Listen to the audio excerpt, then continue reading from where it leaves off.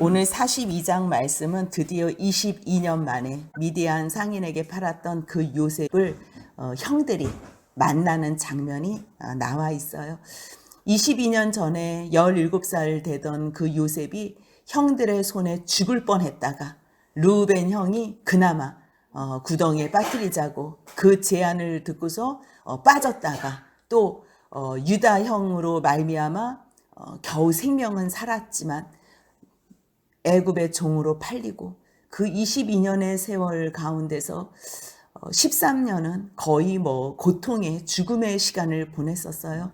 하지만 요셉은 13년 동안 또 여호와께서 그와 함께 하셨기 때문에 그의 삶이 고난 가운데 있었지만 형통할 수 있었고 또 그 후에 7년 풍년 동안 또 2년 흉년 동안에도 하나님께서 그를 애굽의 가장 높은 자리 총리로서 하나님께서 세워주셨기 때문에 지금 요셉의 나이 39살에 17살 때 형들의 손에 팔렸다가 형들을 만나는 장면이에요. 하나님께서는 풍년을 주신 이유도 7년 흉년을 주신 이유도 계획이 있으신 거예요. 보통 흉년이 아니라 애굽에만 풍년이 있게 하고 모든 주변의 나라들은 다 흉년이 있어서 다른 곳으로는 아무 데도 갈 수 없고 오직 모든 사람들이 양식을 얻기 위해서라면 애굽으로 내려오게끔 계획하신 그 일을 주님께서는 이루시며 41장 56절 57절 한번 같이 읽겠습니다.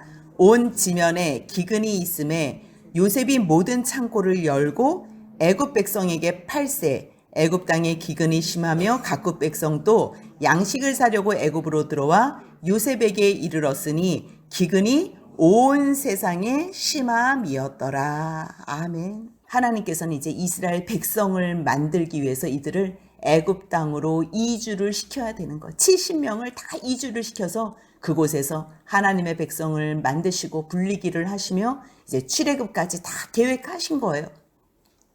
그 큰 그림 속에 42장이 시작이 돼요. 근데 이 42장이 시작되는 이 시간이 22년이 지났잖아요. 37장에서 요셉을 팔고 요셉은 그 어려운 시간 가운데에 이 총리의 자리에서 세상을 호령하는 그 자리에서 사람들에게 생명과 양식을 주는 위치에 있지만 22년 동안 야곱과 그의 아들들은요. 잠깐 유다의 이야기만 38장에서 나오고 그냥 그대로의 모습으로 살았어요. 22년 동안 어떻게 했어요? 아버지는 매번 머릿속에 온통 요셉을 잃은 슬픔 속에 살고 우리가 본문을 읽어서 알지만 이제는 요셉에 대한 그 사랑이 베냐민으로 그 사랑의 대상이 바뀐 것뿐이에요. 사랑이 온전한 사랑이 아닐 때는요. 늘 집착으로 하나님의 사랑이 있는 것이 아니면요. 이 인간적인 사랑으로 늘 누구에게 집착을 해요. 그 집착이 결국 요셉을 죽이는 자리까지 있게 했잖아요. 근데 그것이 부족해서 아직도 깨닫지를 못한 거지요. 베냐민을 편애하는 그 자리에서 야곱의 모습은 자녀들과의 대화가 끊긴 그러한 분위기예요. 어떤 것도 회복을 할 수 없는 아버지의 마음은 온통 상해 있고 또 베냐민을 향해서 또 편애하는 그러한 모습. 이제 또 흉년까지 먹을 것도 없이 얼마나 그 집 분위기가 삭막했겠어요. 그러한 시간 속에서 22년이 지난 이 시점 42장 1절 한번 같이 분위기를 한번 보겠습니다. 그때에 야곱이 애굽에 곡식이 있음을 보고 아들들에게 이르되 너희는 어찌하여 서로 바라보고만 있느냐. 결국 지금 야곱의 나이는요. 바로 앞에 서는 그 시기이기 때문에요. 내 험악한 인생이 130년이라는 바로에게 그렇게 이야기를 한 거를 봐서는 나이가 130세가 됐다는 거. 129세, 130세 그 자락에 있었던 그 나이가 그렇게 많은 사람이요. 지금 애굽에 왜 양식 구하러 가지 않아? 자녀들을 모아서 하는 말이 그런 거예요. 자녀들은 이미 다 요셉이 39이니까 형들은 그 가족 전체 집안에 70명이잖아요. 그러한 상황 가운데서 책임감이 있었을 거예요. 그런데 지금 양식이 어디에만 있다는 소식을 들은 거예요? 애굽에 있다는 소식을 들은 거예요. 22년 동안 말할 수 없는 그 사건. 누가 이야기하려고만 하면 어느 누구도 말할 수 없는. 아버지의 슬픔이 원인이 요셉이 없어졌다는 걸 알았던 이 자녀들은 그것 때문에 유다도 괴로워서 나갔다가 그 어려운 일을 당하고서 다시 돌아온 이러한 상황에서는 참 이 22년 지나고 나서 형제들이 어떻게 바뀌었을까? 오늘 그 내용이 다 나와요. 여러분들은 22년 전에 본 형제들, 22년 동안 만나지 않았던 친구들, 좋은 감정이 아니고 힘들었던 그러한 관계 속에서 헤어졌던 사람들, 그 사람들을 다시 제외한다면 어떤 마음으로 만나겠어요? 그리고 무엇이 가장 궁금하겠어요? 그러한 것들을 이렇게 우리가 담아서 내 상황이라고 생각해 본다면요, 참 쉽지 않은 그러한 상황이에요. 지금 이 상황은. 야곱과 그의 자녀들 22년 동안 아무 말도 할 수 없었던, 하지만 늘 애굽을 떠올리거나 생각하면 아버지의 어떠한 슬픈 표정을 보면 말은 못해도 불편한 그 마음.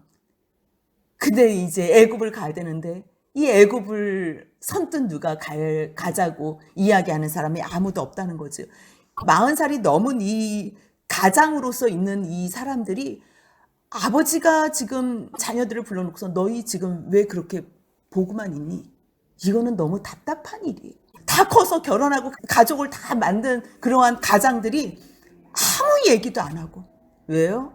지금 이 집안 분위기가 이렇게 돼버린 거예요. 또 지금 누구만 사랑해? 베냐민만 끼고 있는 저 아버지하고는 어떤 것도 이야기를 섞을 수 없는 그러한 상황에서 그때 야곱이 애굽에 곡식이 있음을 봤어요. 많은 사람들이 어디서 사왔어? 그러면 거기서 사왔다는 거지요. 애굽에서. 그러니까 이제 아들들에게 너희는 어찌하여 서로 바라만 보고 있느냐. 근데 어느 누구도 말을 안 하는 거야. 어느 누구도 움직이지 않아요. 그러니까 2절 다시 또 얘기해 같이 읽습니다. 야곱이 또 이르되 내가 들은즉 저 애굽에 곡식이 있다 하니 너희는 그리로 가서 거기서 우리를 위하여 사오라. 그러면 우리가 살고 죽지 아니하리라 하매. 한 번 말하는데도 움직이는 게 없는 거예요. 너희 지금 왜 그러고 보기만 하는데. 너희가 가서 사와야지. 양식을 사와야지. 지금 우리가 죽을 지경이라는 거. 참 믿음의 선진들이 하나님께서 나는 아브라함의 하나님, 이삭의 하나님, 야곱의 하나님이라 그래요. 근데 3명이 다요. 기근을 만난다는 사실이에요. 3명이 다.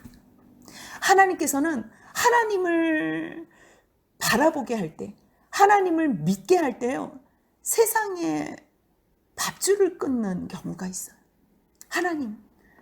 왜냐하면 가장 우리를 살리는 것이 양식이라고 생각하기 때문에. 그래서 가장 믿는 그 일로 하나님께서는 한 번씩 다 테스트를 해요. 그걸로 아브라함은 애굽에 내려갔다가 사라의 그 봉변을 당하지요. 그리고 이삭은 내려가려고 했지만 내려가지 않고 그랄에 머물러서 바로 앞에 거기까지 내려간 것도 아니고 그 바로 위에 머물면서 또 어려운 일을 당하지요. 그리고 야곱은요, 하나님의 말씀 안에서 내려가지를 않는 걸로 결정을 해. 본인이 이제 뒤에서도 나오지만 자기가 그렇게는 결정하지만 하나님께 여쭤봐요. 하나님 어떻게 하면 좋겠냐고 그렇게 생각하고 기도할 때 하나님께서는 나타나셔서 애굽으로 내려가는 것을 두려워하지 말라 그래요. 하나님께서 내려가지 말라고 하실 때 내려가면 잘못된 거지만요, 때로는 하나님께서 이제 큰 민족을 이루기 위해서 내려가라고 한다면 그것이 기근의 이유이기 때문에 내려가야 되는 거예요. 똑같은 기근이지만요, 아브라함, 이삭, 야곱의 내용은 다 다른 거예요. 아브라함은 불순종 가운데서도 하나님께서 구해주신 걸 봤고요. 이삭은 또 기근 가운데에 100배의 수확을 얻는 그러한 역사를 봤고요. 야곱은 하나님께서 준비해 놓으신 요셉을 통하여 국빈 대접을 받으며 내려가는 그러한 일을 만나요. 똑같은 사건이지만 그때마다 사람들이 만나는 그 기근은 다 해석이 다르다는 것. 야곱도 여지없이 기근을 만나는 이러한 상황 가운데서 조치를 하지요. 참 피곤한 인생을 살고 있어요. 결국 요셉의 형 10사람이 애굽에서 곡식을 사려고 내려가요. 그런데 거기에는요 베냐민이 빠져요. 4절 같이 읽습니다. 야곱이 요셉의 아우 베냐민은 그의 형들과 함께 보내지 아니하였으니 이는 그의 생각에 재난이 그에게 미칠까 두려워함이었더라. 하나님께서는요 이 일로 말미암아 야곱을 만드시는 것, 야곱을 성화시키는 것. 우리는 정말 주님 만날 때까지 성화의 과정을 갈 수밖에 없어요. 아무리 잘한다고 해도 자기의 그 본질적인, 자기에게 가장 상처가 되는 거잖아요. 이 편애는, 야곱에게 편애는 평생에 씻을 수 없는 상처예요. 그럼에도 불구하고 그 상처가 또 다른 자식들을 가해하는 그러한 자리에서 야곱은 이 편애 때문에 결국 또 걱정하는 거예요. 하나님 안에서 제대로 된 사랑이 되지 않는 이상 늘 애걸복걸, 늘 안달이 있고 늘 그 마음 가운데 고통이 있는 거예요. 잘못될까 봐 늘 집착해서 오는. 그래서 결국 그에게 재난이 미칠까 두려워. 생각하는 모든 것이요 회개하는 것 외에는, 성경에 지금 여기 본문 가운데요 회개하는 것, 후회하는 것 외에는요 제대로 맞는 생각이 단 하나도 없어요. 대화 내용도요 제대로 알고 대화하는 게 하나도 없어요. 하나님 앞에서 우리가 말하고 하나님 앞에서 서 있는 시간이 아니면, 하나님으로 말미암아 기억되고 대화하는 게 아니면요 늘 딴소리예요. 지금 여기서도 결국 왜 베냐민을 안 보내는 거예요? 내려가다가 재난이 베냐민에게 미칠 거라고 생각한 거예요. 왜냐하면 전에 22년 전에 요셉을 형들에게 보냈잖아요. 근데 형들에게 보낸 그 일로 요셉을 잃어버렸잖아요. 아들들을 믿지 않는 거예요. 이 무의식에서. 그래서 믿을 수가 없으니까 내 사랑하는 베냐민까지 또 잃을 수 없었기 때문에 이 형들과 같이 보내지를 않아요. 하지만 이 10명의 형제들은 이제 떠나서 애굽에 도착하지요. 그런데 5절에서는 뭐라고 표현하냐면요. 앞에서 계속 야곱의 아들, 야곱이 계속 뭐 이야기를 했는데요. 이제 5절에 같이 한번 읽겠습니다. 이스라엘의 아들들이 양식 사러 간 자 중에 있으니 가나안 땅에 기근이 있음이라. 여기에 갑자기 야곱의 아들들이라고 표현하지 않고 이스라엘의 아들들이라 표현해요. 이거는 누가 기록한 거지요? 모세가 기록한 거. 지금 여기서 내려오는 거는 기근이 들어서 양식을 구하기 위해서 내려오는 것처럼 이 현실을 보면 그러잖아요. 근데 모세가 볼 때는 이들의 내려옴이 결국 이스라엘 백성을 만드는 그러한 첫 번째 발걸음이 됐다는 거. 굳이 야곱의 아들들이라고 기록하지 않고 이스라엘의 아들들이라고 기록하는 것을 우리가 볼 수가 있어요. 이게 지금 22년이 지났지만 지금 요셉이 총리가 된 후에는 9년이 지난 거예요. 7년의 풍년에 2년의 흉년이니까 9년이 지났어요. 그러면 바로의 총애를 받고 있는 이 요셉이 자기가 총리인데 왜 야곱을 안 찾으러 갔을까? 제가 한번 혼자서 묵상을 해봤어요. 만약에 내가 그 자리라면 나는 어떻게 할까? 왜 안 찾으러 갔을까? 내가 그 입장이 돼봐야지 묵상을 할 수 있으니까. 여러분들은 어떻게 할 것 같아요? 총리가 되면 다 찾을 수 있어요. 내 마음대로 할 수 있는 상황이에요. 왜 못하겠어요? 요셉은 철두철미하게 하나님의 음성에 순종했을 것이다. 왜냐하면 만약에 총리의 모습에서 간다고 생각해봐요. 그들의 본심을 어떻게 알겠어요? 그들의 본심을. 우리 마음 같으면 금방 달려가고 싶고 뭔가 다 드러내고 싶고 정말 내가 그동안 아주 서운했던 거, 괘씸했던 것 다 드러내고 싶었지만 큰 아들의 이름을 므낫세라고 지으며 내가 모든 고통을 다 잊었다. 그 심적인 것을 하나님 앞에서 다 해소하며 내가 잊었다는 거는 하나님 앞에서 다 치유된 거예요. 치유됐는데 내가 가가지고 뭘 하고 싶지가 않은 거예요. 때를 기다리는 요셉의 모습을 우리는 이 9년의 시간 동안에, 그러기 때문에 요셉이 그거를 우리가 어떻게 알 수 있냐면요. 6절 한번 같이 읽어보겠습니다.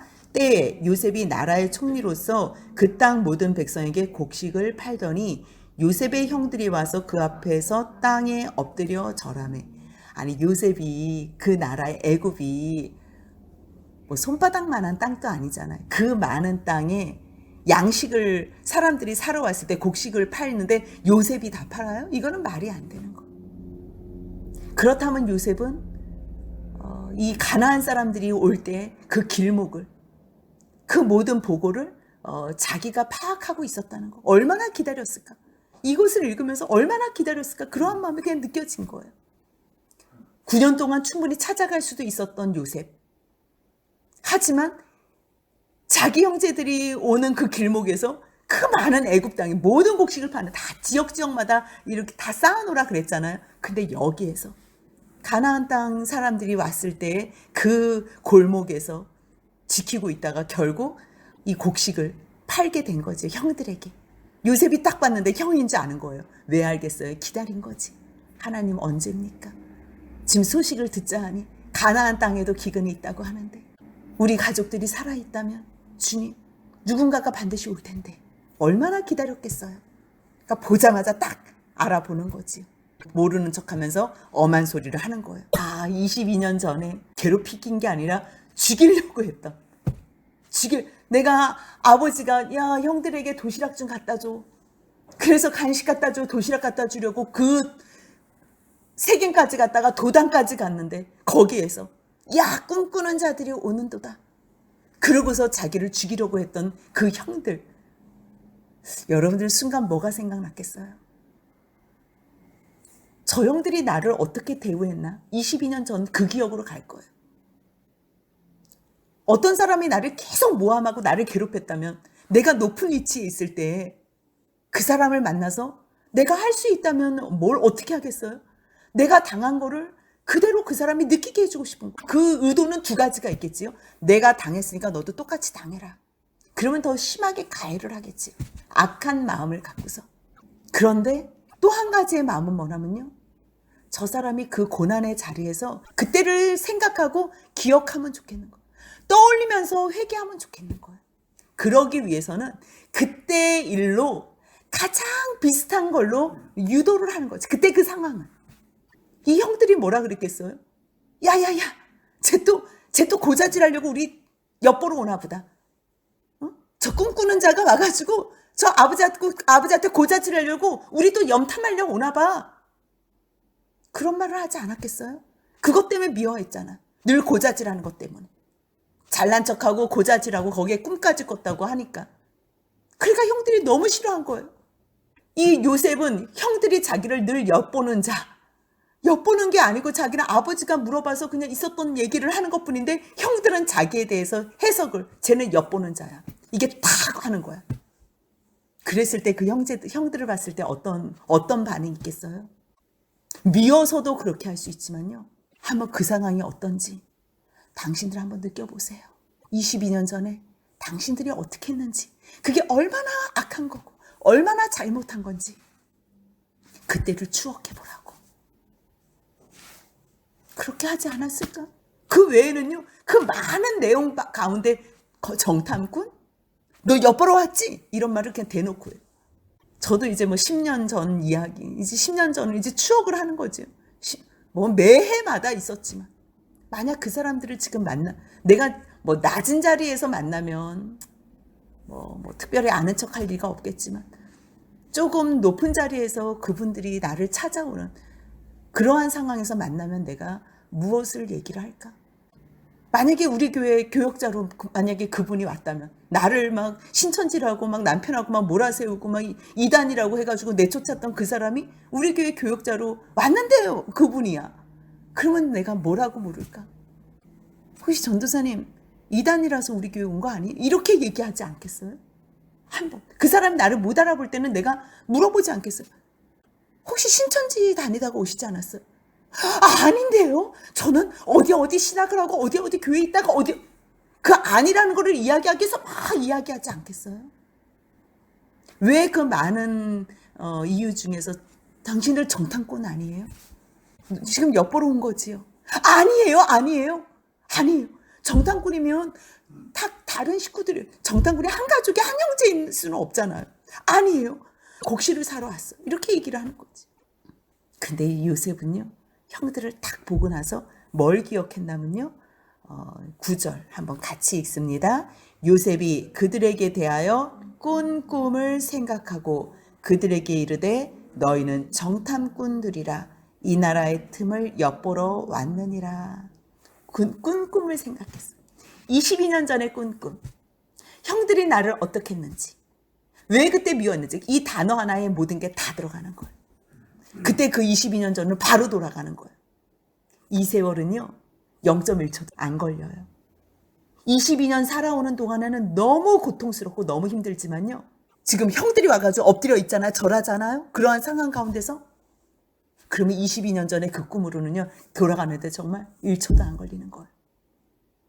잠깐만, 그때 형들이 나를 비아냥거리면서 조롱하고 꼼쟁이가 같다, 쟤 또 고자질한다, 이 모든 것. 그렇다면 지금 형들이 22년 동안 하나님께서 나를 이렇게 만들어주신 하나님께서 형들은 어떻게 만들어주셨을까? 사람은 참 안 변해서 22년이 걸렸구나, 이런 생각도 드는 거예요. 참 안 변하구나. 우리들은 2, 3년 후면 형제들을 만날 수 있을까? 이런 생각을 할 수 있어요. 2, 3년이 아니고 2, 30년이 될 수 있겠구나. 하나님께서 만드신다면 2, 30년 후에 만날 수 있겠구나. 그렇다면 만나가지고 뭘 묻겠어요?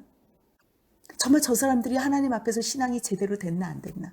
그 말이 진실인가 아닌가? 그걸 보고 싶지 않겠어요? 그래서 지금 계속 그 말이 진실인지 계속 그 얘기를 하는 거예요.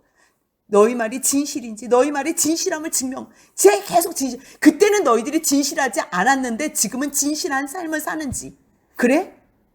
얼마나 진실한지 그거를 확인하고 싶은 거예요.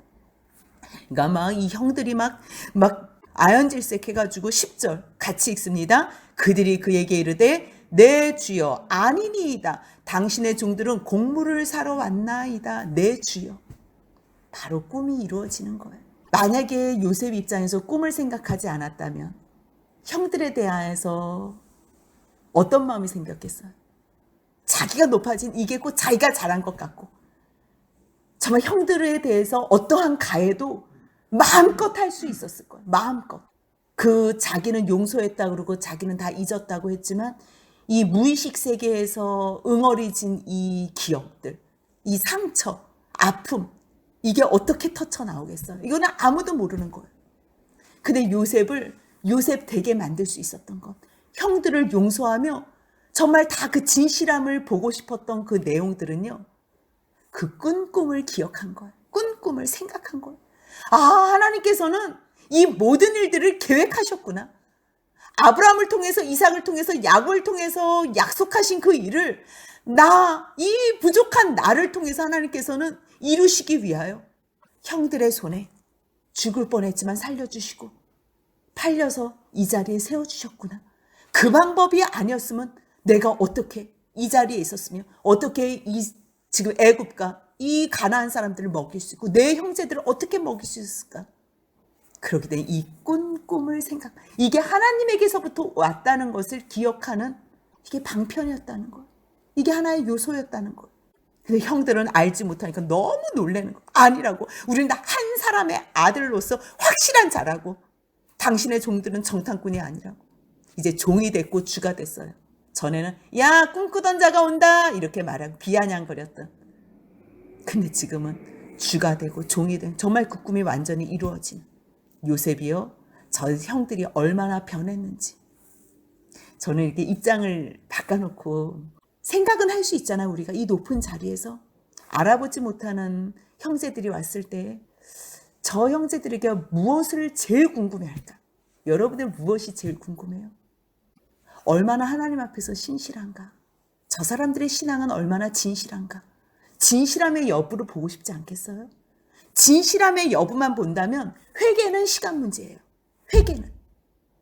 저 사람이 지금 거짓을 말하나 진실함을 말하나 그것만 확인되면 하나님께서 행하실 거를 기대하는 거예요. 그렇기 때문에 그 꿈을 생각한다면 그 기대도 있는 거예요. 하나님께서 이 일을 이루신다면 저 형제들이 얼마나 변했을까? 그렇다면 일단 몰아붙여야 돼요. 정탐꾼이라고. 아니라고 이제부터 술술술술 나오는 거예요. 13절 같이 읽습니다. 그들이 이르되 당신의 종 우리들은 12형제로서 가나안 땅 한 사람의 아들들이라. 막내 아들은 오늘 아버지와 함께 있고 또 하나는 없어졌나이다. 이제 얘기를 하는 거예요. 우리 한 사람의 아들들이라고. 그런데 12형제인데 이야기를 해야 되잖아요. 근데 한 사람은 아버지하고 있는데 하나는 이야기를 해야지요. 없어졌나이다. 이거 굳이 얘기 안 해도 되는 거예요. 근데 자기네들이 아니라는 거를 드러내기 위해서는 이게 진실한 여부가 이제 하나하나 나오는 거예요. 죽었습니다 이렇게 얘기해도 돼요. 모르기 때문에. 근데 나름 여기에서도 진실한 게 나타난 거. 없어졌나이다. 왜요? 죽이지는 않고 팔았으니까. 그러니까 요셉이 아니야. 너희 정탐꾼이야. 왜냐하면 지금 누가 궁금하냐면요. 베냐민이 궁금한 거예요. 얘가 지금 진실인지 아닌지 또 자기를 죽인 것처럼 베냐민도 또 죽였을 거라는 걱정이 왜 없었겠어요? 왜 없었겠어요? 어떻게 말해? 그거를 모르겠는 거야. 너 정말 아버지하고 있는 거야? 너의 진실이 어디까지인지. 그것만 확인된다면 화해는 그 다음에 문제도 없는 거예요. 진실하기만 하면, 하나님 앞에서 진실하기만 하면요. 화해는요. 그 다음에 너무 쉬운 거예요. 그러니까 지금 이 사람들의 진실의 여부를 봐야 되는 그러한 상황 가운데서 화해도 해야 되고 용서도 해야 되고 회복도 해야 되고 이게 모든 게 다 섞여 있는 거예요. 그러한 가운데서 가장 빠른 방법은 이 사람들이 진실한지 아닌지. 근데 자기가 만약에 총리로서 애굽의 총리로서 야곱과 야곱의 자녀들을 찾아봐, 형들을 찾아봐. 이거는 진실의 여부를 알 방법이 없어요. 거짓말 그 다음에는 어떻게 할래요? 아무것도 알 방법이 없기 때문에 진실의 여부를 찾는 거예요. 그러니까 너희 진실함 증명하는 방법 딱 한 가지밖에 없어. 막내 아우 데려와. 안 그러면 너희 여기서 나가지 못해. 순간으로는 여러 가지 막 자기 성질대로 다 얘기하는 거예요. 물론 하나님 앞에서 용서도 하고 회복도 된 것 같이 느꼈지만 이 안에 자기의 무의식 속에 있는 상처는 올라오는 거예요. 베냐민을 죽였을까? 아니, 얘네들을 그냥 다 잡아놔야 되겠다. 여러 가지 생각을 하는 거예요. 그러면서 3일을 가둬놔요. 근데 3일을 가둬놓는 동안에 형들도 쉽지 않은 시간이었지만 요셉도 만만치 않은 시간이에요. 아, 내가 지금 뭐 하나?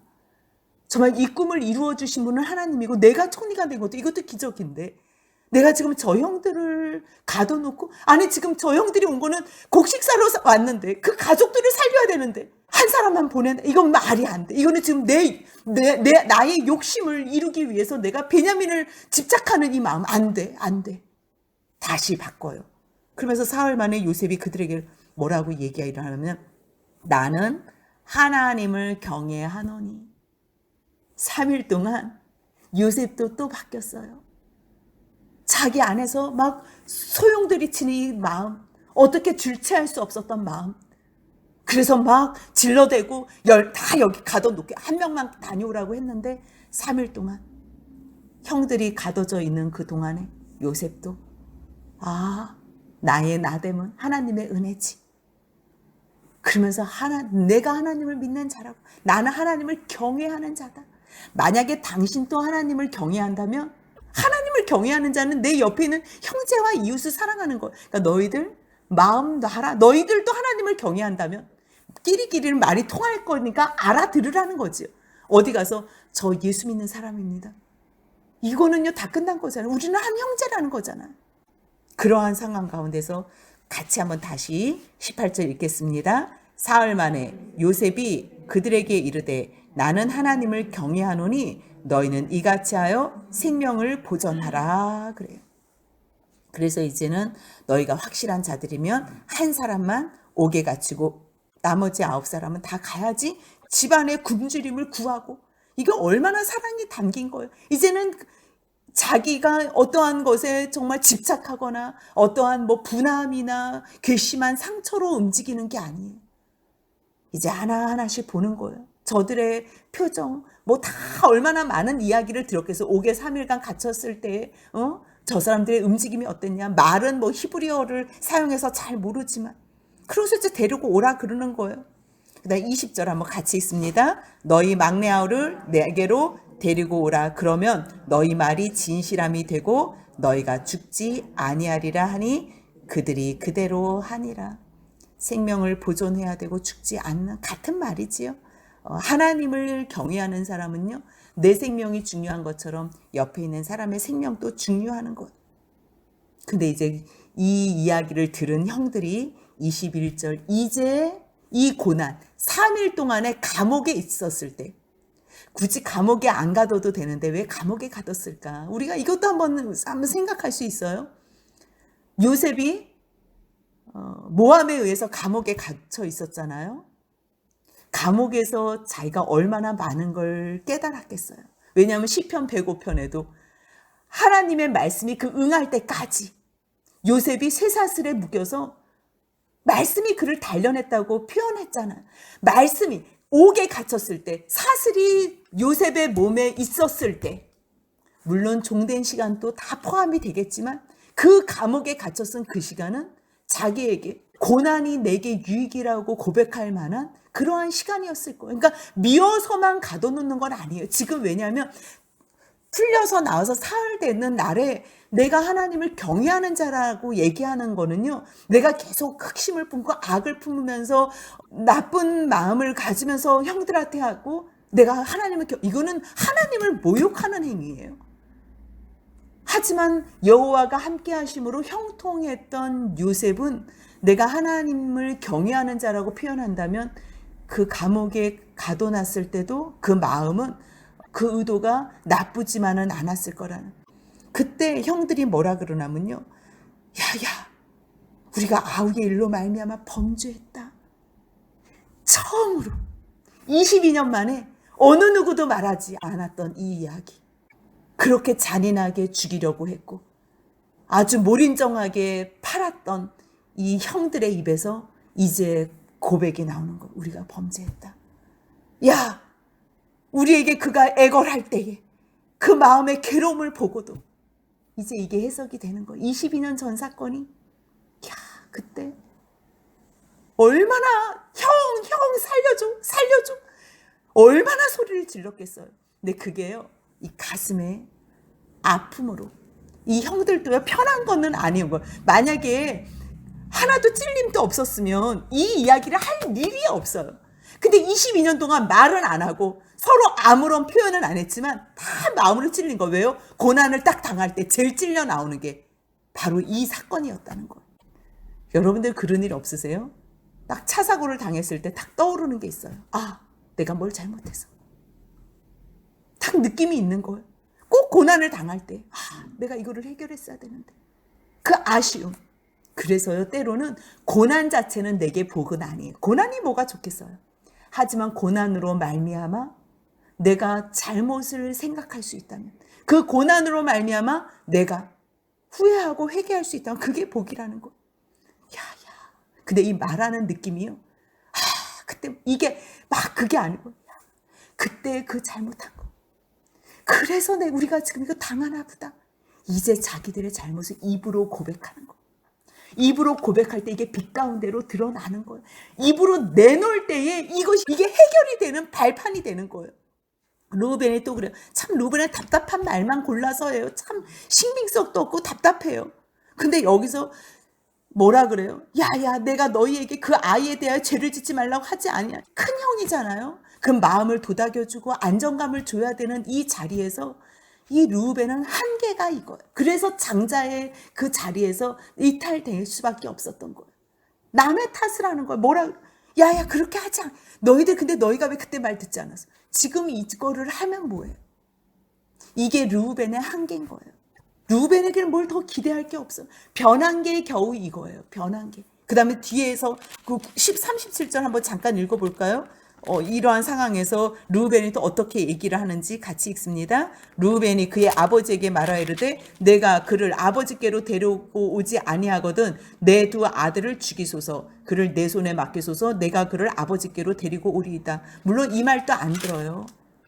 근데요, 르우벤도 22년이 지나면서 비라 간통의 사건도 있었고 그 유다가 나갔다 오고 이 여러 가지 어려운 정황 속에서 그래도 형제의 사랑하는 마음은 있는 거예요. 물론 이 사람의 한계가 그냥 늘 투덜거리고 책임 못 지고 남의 탓하는 그 습관은 여전히 남아있지만 형제 이 시몬을 살리기 위해서 내가 이 베냐민을 살리기 위해서 내 두 아들을 담보로 내놓을 수 있는, 물론 그 말도 신빙성이 없어서 야곱은 받아들이지 않지만 그래도 자기 입으로 발언하는 그러한 루벤의 모습을 볼 수가 있어요. 히브리 말로 했을 거 아니에요. 통역을 세웠기 때문에 형들은 요셉이 이 말을 듣지 않았을 거라고 생각해요. 요셉인 입장은 어떻겠어요? 야, 이게 핏값인가 보다. 야, 그때 막 살려달라 그랬을 때 살려줘야 돼. 이 대화 속에서 이제 완전히 쪼그라든 이 심정, 그렇게 어렸을 때는 커 보이고 그렇게 자기를 위협했던, 자기의 생명이 형들 손에 있었던처럼 그렇게 커 보였던 형들인데 아무것도 아닌,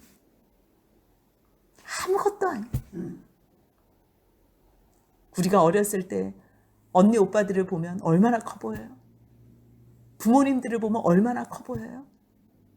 근데 우리가 나이가 이 정도 되면 부모님도 참 쉽지 않은 인생을 살아오셨고, 아니 도리어 내가 돌봐드려야 되는, 아무리 커 보였던 사람들도 정말 하나님 앞에서 한 죄인으로 연약한 구원이 필요한 그러한 존재라는 걸 깨닫게 되는 거예요. 그 깨달음은요, 하나님을 바라볼 때만 있어요. 안 그러면요, 계속 사람은 자리가 커 보이는 거예요.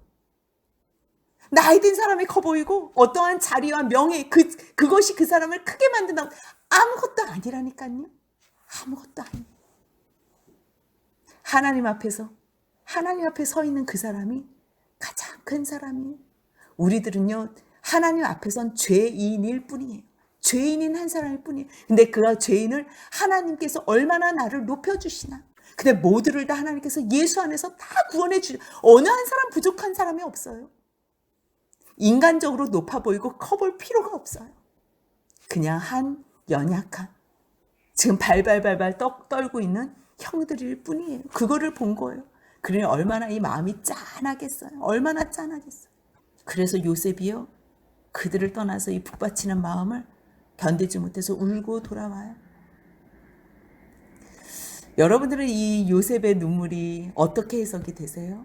주님을 모르는 사람, 하나님 여호와 구원의 하나님을 알지 못한다면요, 이 울음은 분노의 울음, 억울한 울음, 어떻게 보복할까?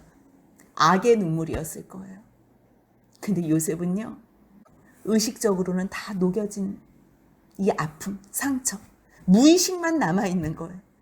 근데 요셉은 여호와께서 함께 하시는 형통한 자였기 때문에 자기의 무의식도 이 의식으로 제어할 만큼, 그래서 형들이 그냥 불쌍한 한 연약한 사람들로 보이는 거예요. 그래서 그 측은함, 가슴 쓰린 에린이라는 단어가 조금 어울릴까, 그런 단어가 떠오르더라고요.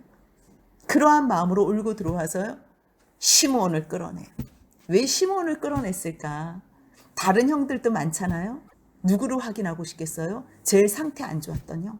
이 시므온은요, 디나 사건으로 그 세겜의 모든 남자들을 레위하고 한 번에 죽였던 사람이죠. 다 죽였던 사람이죠. 그러니까 이 시므온은 성질도 괴팍하고, 아마 그러한 괴팍성이 요셉을 죽이자고 할 때나 뭐 하자고 할 때 아마 제일 앞장섰을 수 있는 거예요. 그러니까 시므온 형, 한번 이게 어떤 느낌인지 한번 느껴봐. 기회를 주는 거죠. 왜냐하면 죽이려는 게 아니니까. 지금 생명을 구하게 하기 위한 건데, 이 방편은요, 그냥 회개하기 위한 방편인 것뿐인 거예요.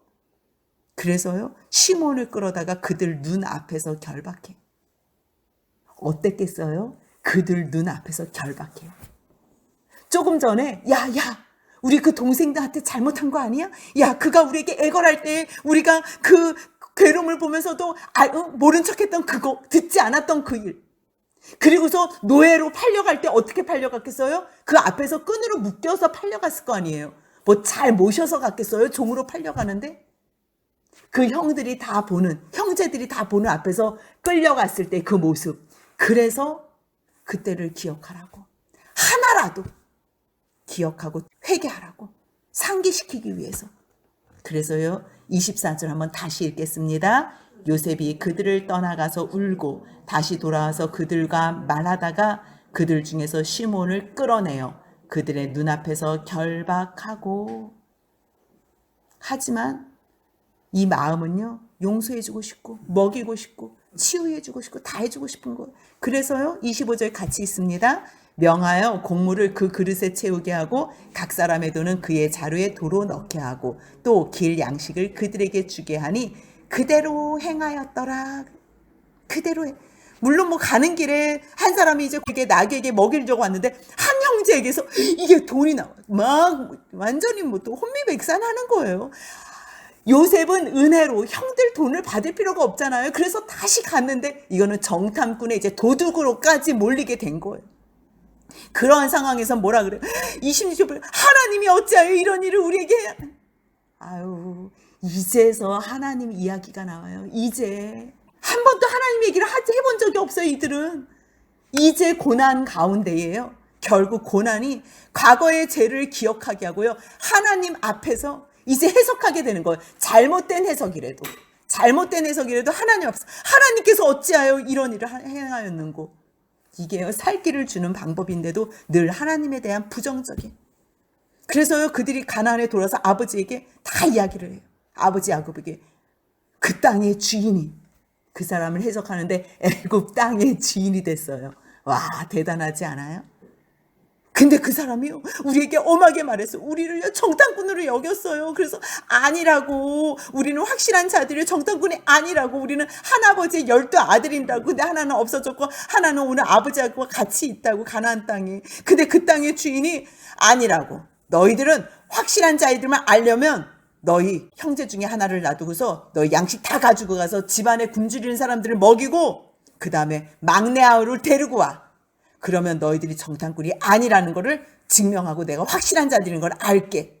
이렇게 얘기했다는 거예요. 얘기를 다 하고서 이제 자루를 이제 다 양식을 쏟아붓는데 거기서 또 뭐가 나온 거예요? 35절 같이 있습니다. 각기 자루를 쏟고 본즉 각 사람의 돈 뭉치가 그 자루 속에 있는지라 그들과 그들의 아버지가 돈 뭉치를 보고 다 두려워하더니. 생각해 보세요. 지금 정탐꾼이라고 지금 몰렸지요. 모함 받았지요. 근데 거기에 또 지금 무슨 누명까지 쓰게 생겼어요? 도둑놈이라는 누명까지 쓰게 생겼어요. 참 은혜 가운데 있으면 모든 것이 다 평안하고 자기가 아니라는 걸 밝히면 되는데 이게 죄가 해결이 안 되잖아요. 해결될 때까지 평안은 없어요. 근데 거기에 또 이 야곱이 뭐라고 또 해석을 해요? 36절 같이 읽습니다. 그들의 아버지 야곱이 그들에게 이르되 너희가 나에게 내 자식을 잃게 하도다. 요셉도 없어졌고 시므온도 없어졌거늘 베냐민을 또 빼앗아 가고자 하니 이는 다 나를 해롭게 함이라. 야곱을 만드시는 과정인데 너 베냐민 내려놔. 너 베냐민 없으면 죽을 것 같지? 베냐민만큼만 내주면 죽을 것 같은 거예요. 그런데요 그 베냐민을 내줘야지만 살 수 있는 거예요. 참 대단하지 않아요? 하나님은 철저하게 하세요. 세상에 어떤 것도 내가 하나님보다 더 사랑하는 것, 하나님 외에 살 방법이 있다고 생각하는 그거를요 내려놓게 하세요. 내려놓게. 어차피 내려놓을 거예요. 지혜 있는 자라면 빨리 내려놔야 돼. 나 쟤 내려놓으면 죽을 것 같아. 나 쟤 절대로 못 보내. 그래서 못 보내는 걸로 끝나요. 너 함께 내려가지 못하리는. 못한다 그래요. 근데요 얘를 안 내려놓으면 다 죽어요. 얘를 내려놓으면요 살아요. 근데 얘를 내놓으면 얘가 가다가 죽을 것 같아요. 근데 그거를 누구한테 맡겨야 되는 거예요? 하나님께 맡겨야 되는 거예요. 하나님만 믿을 때, 하나님을 믿을 때 드릴 수 있는. 그러니까 끝까지 야곱을 믿음의 사람으로 만들어가는 방법. 이거는요 야곱의 12아들만의 문제가 아니에요. 이 형제들만의 문제가, 요셉의 형들만의 문제가 아니에요. 야곱도 다 만들어 가시는 하나님. 결국요 이 사람들은 하나님 빼고 생각하는 모든 것들은요 다 달라요. 얼마나 생각을 잘못하고 이 사람들의 판단은 늘 잘못된 거예요. 믿을 만한 말이 하나도 없어요. 말 제대로 된 말은 뭐 하나밖에 없어요. 21절에 한 말. 우리 범죄했다. 결국 그 범죄했다는 말로 요셉이 얼마나 치유가 됐겠어요. 여러분들한테 너무 잘못한 사람이 있어요. 근데 22년 만에 자기네들끼리 야 그때 우리가 너무 잘못했잖아. 그거보다 더 위로가 되는 건 없어요. 그게 그들의 진실이기 때문에. 그러니까 그 다음에는 요셉이 기다리면서 용서해 줄 수 있는 이 모든 계기가 된다는 것. 참 하나님께서는요 한 사람 한 사람을 다 만들어 가세요. 근데 쉽지 않아요. 보이는 거는 절대 쉽지 않아요. 근데 누가 살아계시다는 걸 믿는다면 하나님이 살아계시고 그 약속하신 하나님께서 이루실 것을 믿는다면 우리는 아무리 고난, 죽음의 자리라도 정말 믿을 수 없는 그 상황에 내 아들, 가장 사랑하는 아들 베냐민을 내어주는 자리일지라도 기꺼이 그것으로 통하여 하나님이 온 가족을 살릴 수 있다는 것. 하나님께만 드리면 절대 하나님 앞에서 결정하는 것은 어떤 것도 해함이 없다는 것 기억하시며 우리 인생 가운데 모든 상황과 환경 가운데서 감사함으로 나아가는 저와 여러분들이 되시길 주님의 이름으로 소원합니다. 아멘.